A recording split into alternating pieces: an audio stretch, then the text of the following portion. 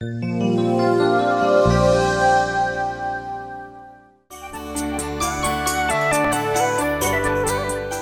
खुदावंद यीशु की अंजील मुक़द्दस लूका के मुताबिक उसका दूसरा बाब 16 से 21 आयत तक। और जब फरिश्ते उनके पास से आसमान पर चले गए तो चरवाहों ने आपस में कहा कि आओ हम बैतलहम को जाएं और इस बात को देखें जो हुई है और जिसकी खुदावंद ने हमें खबर दी है।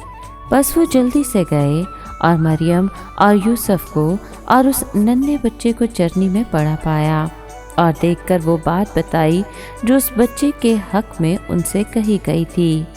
और सब सुनने वालों ने उन बातों पर ताजुब किया जो चरवाहों ने उनसे कहीं। पर मरियम इन सब बातों को हिफ्ज़ करके उन पर अपने दिल में गौर करती रही।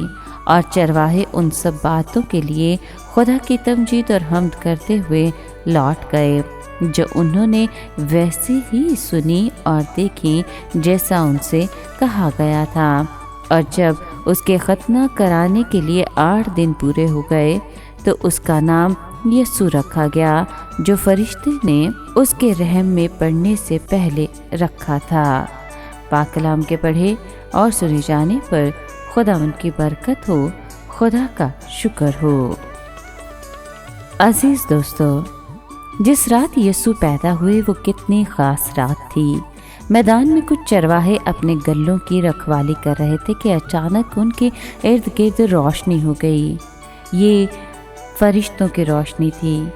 और फिर इन तमाम रोशनी में उन चरवाहों को एक फरिश्ता दिखाई दिया जिसने कहा कि डरो मत, कि मैं तुम्हें एक ऐसी खुशखबरी सुनाने वाला हूँ जो सब लोगों के लिए है कि आज दाऊद के शहर में तुम्हारे लिए एक निजात दहिंदा पैदा हुआ है, यानी कि मसीह खुदावंद। और तुम उसे यूँ पाओगे कि एक छोटा बच्चा कपड़े में लिपटा हुआ होगा और चरनी में पड़ा हुआ होगा। और फिर यकायक अचानक ही उसके साथ बहुत से और फरिश्ते भी दिखाई देने लगे। जब फरिश्ते चले गए तो चरवाहों ने एक दूसरे से कहा कि आओ फ़ौरन बैतलहम को चलें। और सब बातें उन्होंने अपनी आंखों से देखी। वो जल्दी जल्दी से बैतलहम में गए और उन्होंने नन्हे बच्चे को वहीं पाया जहाँ फरिश्ते ने उन्हें बताया था। जब चरवाहे वहाँ मौजूद लोगों को वो सारी बातें बताने लगे जो फरिश्ते ने उनसे कही थी तो सब हैरान हुए। लेकिन मरियम ने ये सारी बातें अपने जहन में बिठा ली और इन पर सोचो विचार करती रही।